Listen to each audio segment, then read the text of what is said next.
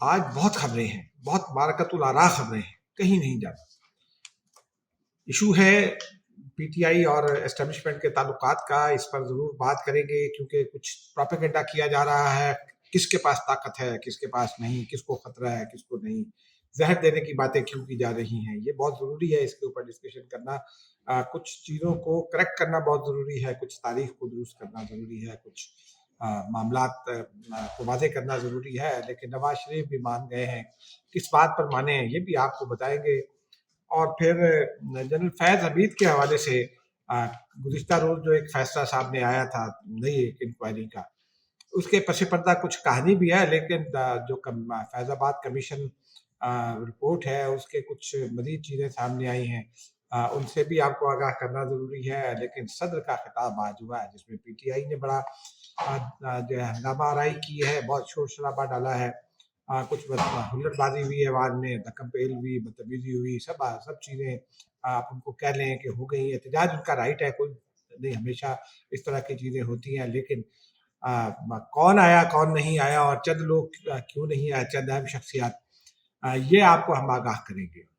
ناظرین اب ولاگ کی طرف چلتے ہیں، مجھے تو آپ جانتے ہی ہیں، روز اپنا تعارف کرائیں وہ بھی مناسب نہیں ہے۔ ناظرین آج ایوان نے صدر کا دن تھا پارلیمان میں، یعنی صدر مملکت کا خطاب تھا پارلیمان میں، اور اس خطاب کے لیے صدر مملکت بہت بر وقت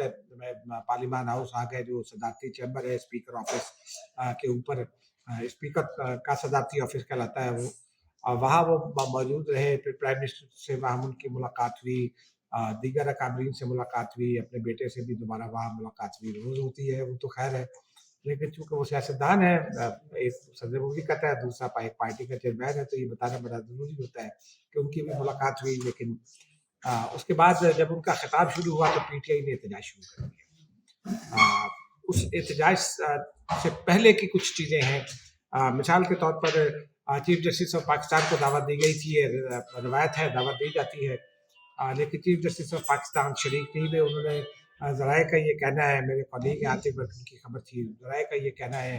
کہ چیف جسٹس آف پاکستان کے لاہور میں کچھ اہم معلومات کی سماعت میں بزی تھے، تو انہوں نے تحریری معذرت کر لی تھی، حکومت کو آگاہ کر دیا تھا وہ نہیں آئیں گے۔ مریم نواز کا ناروال میں کوئی ایک امپورٹنٹ ایونٹ تھا، احسان اقبال نے ان کو ہوسٹ کرنا تھا، تو یہ دونوں شاید اس لیے نہیں آئے۔ مریم گورنر پنجاب کیوں نہیں آئے یہ نہیں ہو سکا۔ نواز شریف صاحب بھی نہیں آئے تھے۔ نواز شریف صاحب ایک تو شاید ان کی وہ کچھ ناراضگی کی جو خبریں چل رہی ہیں، ہو سکتا ہے اسی وجہ سے نہ آئے ہوں، لیکن اس کے پیچھے ایک کہانی ہے، وہی کہانی ہے۔ اچھا، بلوچستان میں بھی چونکہ کابینہ کا معاملہ چل رہا ہے تو بلوچستان کے گورنر اور وزیر اعلیٰ اس میں بزی ہیں، تو وہ اس وجہ سے نہیں آئے تھے۔ سب حکومت کو انہوں نے آگاہ کر دیا تھا۔ خیبر پختونخوا کے وزیر اعلیٰ نے بیک آؤٹ کیا کیونکہ وہ ان کی اپنی پارٹی لائن پر چلتے ہیں۔ گورنر خیبر پختونخوا ابھی دکھائی نہیں دیے، وہ بھی اپنی پارٹی لائن پر چلتے ہیں۔ وہ پیپلز پارٹی نے ان سے رابطہ بھی نہیں کیا تھا کہ گورنر خیبر پختونخوا آ جائیں، بس ایک روٹین کا دعوت نامہ چلا گیا تھا، لیکن عسکری قیادت بھی نہیں ہے۔ اب اس کے پیچھے ناظرین ایک کہانی ہے، وہ کہانی یہ ہے کہ جمشید دستی اور کچھ اور دوستوں سمیت جو ہے وہ، آپ کو دوسرا نام بھی بتا دیتے ہیں پڑھ کر، جو پی ٹی آئی کے لوگ ہیں، شیر افضل مروت اور دو یا تین لوگ اور تھے، ان کے ذمہ یہ لگایا گیا تھا کہ انہوں نے احتجاج کرنا ہے اور احتجاج کرنے کے دوران کاغذ اچھالنے ہیں۔ اب عسکری قیادت جو ہے وہ اسپیکرز گیلری میں بیٹھتی ہے، کیونکہ وہ اسپیکر کی مہمان ہوتی ہے۔ اسپیکر کے لیفٹ سائڈ پر اسپیکر گیلری ہے اور رائٹ سائڈ پر بھی اسپیکر گیلری ہے، لیکن رائٹ سائڈ پر وہ پرائم منسٹر کے مہمان یا پریزیڈنٹ کے مہمان بیٹھ جاتے ہیں۔ اس عسکری قیادت کو وہاں ہونا تھا، جو پی ٹی آئی اپوزیشن کی نشستوں کو ایک قریب سمجھی جاتی ہے، لیکن جب پی ٹی آئی کا پلان یہ تھا کہ احتجاج کریں گے تو ان کے کچھ لوگ، جن میں شیر افضل مروت ہے، جمشید دستی ہیں، دو تین اور لوگ، ان کو یہ ٹاسک اسائن کیا گیا تھا کہ وہ احتجاج کریں گے ذرا آگے بڑھ کر اور کچھ کاغذ اچھالیں گے، کچھ اور نعرے بازی کریں گے۔ اس میں کچھ نعرے بازی جو عسکری قیادت کے سامنے کھڑے ہو کر کرنی تھی، وہ ان کے خلاف نہ بھی کی جاتی تو وہاں کھڑے ہو کر کی جاتی ان نشستوں کے سامنے، جہاں سے عسکری قیادت قریب تھی، بالکل سامنے ہوتی۔ تو یہ وہ ظاہر سی بات ہے، یہ کہ عسکری قیادت کے خلاف احتجاج ہوتا علامتی طور پر پارلیمان کے اندر، اور نام لے کر لوگ کر رہے ہیں احتجاج، اور عمران خان کی رہائی کے نعرے بھی لگائے جا رہے تھے۔ اور کاغذ اچھالے جانے تھے تو اس میں کچھ کاغذ اس طرح اچھالنے تھے کہ وہ اصلی قیادت کی طرف چلے جائیں، اور یہ منصوبہ لیک ہو گیا، اور لیک ہو گیا، اور اس کے بعد یہ طے پایا کہ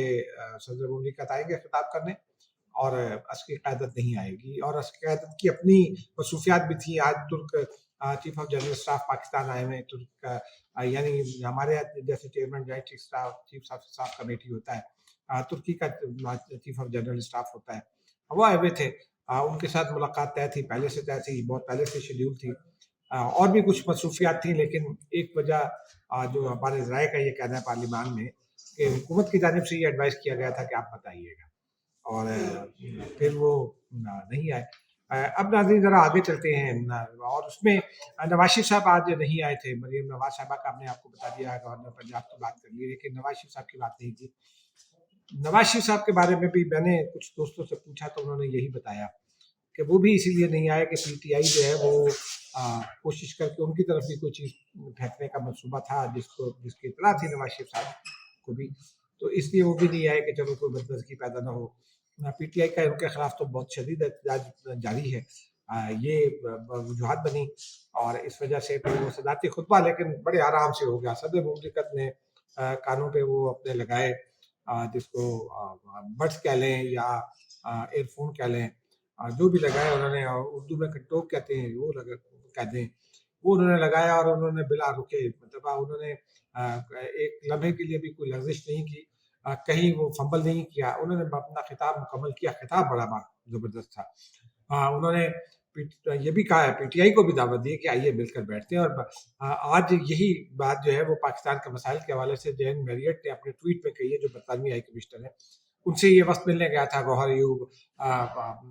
کی قیادت میں رؤف حسن بھی تھے، کچھ اور لوگ بھی تھے، جین میریٹ نے ٹویٹ کیا اور انہوں نے کہا کہ عمر ایوب معاف کیجیے گا، کہ عمر ایوب کو میں نے مبارکباد دی ہے بننے پر، قاعدے کے خلاف نامزد ہونے پر، لیکن انہوں نے یہ بھی کہا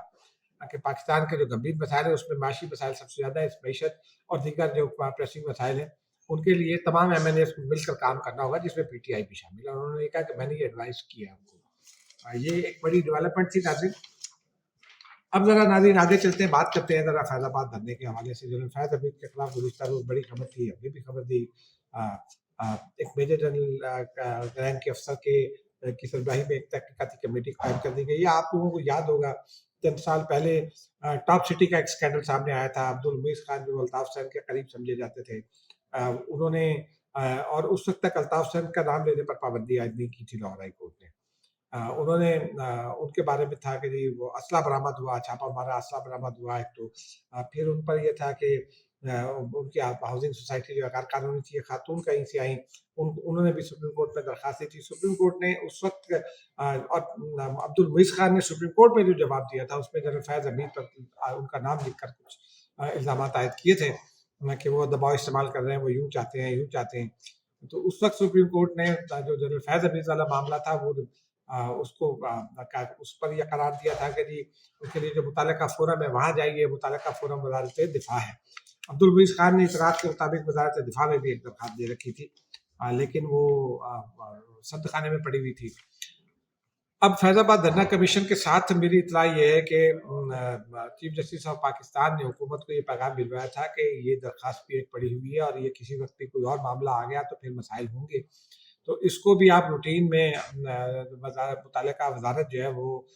وزارت دفاع یعنی وہ کوئی ایکشن لے تاکہ بات جو ہے وہ اپنے حتمی انجام تک پہنچ جائے اور اس کا کوئی نہ کوئی نتیجہ نکلے، تو اس تناظر میں اس کو دیکھا جائے، ٹاپ سٹی اسکینڈل کی تحقیقات ہوں گی کہ کس نے درست کہا کس نے غلط کہا، اور فیض آباد دھرنا کمیشن سے تو جنرل فیض حمید کو کلین چٹ مل ہی گئی ہے، لیکن فیض آباد دھرنے کے کچھ اور جو ہے نا وہ سامنے آئے ہیں نکات، سمجھ لیجیے، بلکہ کچھ نام سامنے آئے ہیں جو دھرنے کی حمایت نہ صرف حمایت کر رہے تھے بلکہ مدد کر رہے تھے۔ ایک تو وہ لوگ ہیں جن میں 1 2 3 4 5 6 7 8 لوگ ایسے ہیں جن پر جن کے بارے میں کمیشن نے یہ کہا ہے کہ یہ عملی مدد فراہم کر رہے تھے، کھانا، کرسیاں، یہ ناشتہ، دوپہر کا کھانا، اس طرح کی چیزیں، اور کچھ لوگوں کے نام بتائے ہیں کہ وہ اسلحہ اور کلہاڑیاں اور ڈنڈے وغیرہ جو ہے وہ فراہم کر رہے تھے۔ اور اس میں ایک بہت بڑا نام بھی ہے پاکستانی سیاست کا جو اس دھرنے کو سپورٹ کر رہا تھا، کھانا وغیرہ بھی اور دیگر معاملات میں بھی سپورٹ کر رہا تھا. اصل میں اس کا نام وہ نام نہیں تھا. جو نام بتا دے پہلے تو آپ کو دیگر نام بتا دیتے ہیں. ڈاکٹر عمر ریاض ہے پاکستان عوامی تحریک کے، انہوں نے کچھ دن کھانا فراہم کیا. اس وقت جو ہے وہ کزن برادر تھے ڈاکٹر طارق قادری اور عمران خان صاحب. پھر صوفی جمیل تھے فضل ربی بیکرز راولپنڈی میں، وہ ناشتہ فراہم کرتے رہے کچھ دن. پھر دل پذیر اعوان وہ ممتاز قادری کے بھائی تھے جنہوں نے سلمان فہد تاثیر کو قتل کیا تھا اور اس قتل میں کیس میں سزائے موت پائی، اور وہ کھانا فراہم کرتے رہے. اب ان کے پاس، وہ تو غریب فیملی تھی، ان کے پاس پیسے کہاں سے آئے یہ تو وہی بتائیں گے. اس کے علاوہ رانا کیٹرنگ ہے، ان کے خضر نعیم ان کا نام ہے. پھر شاہین کیمسٹ راولپنڈی، ان کے ہیں شیخ وہاب صاحب. اسلام آباد میں بھی ہے شاہین کیمسٹ ویسے، لیکن شاہین کیمسٹ راولپنڈی کا تذکرہ کیا گیا ہے. پھر کوئی ایک غلام حسین قادری صاحب ہیں جو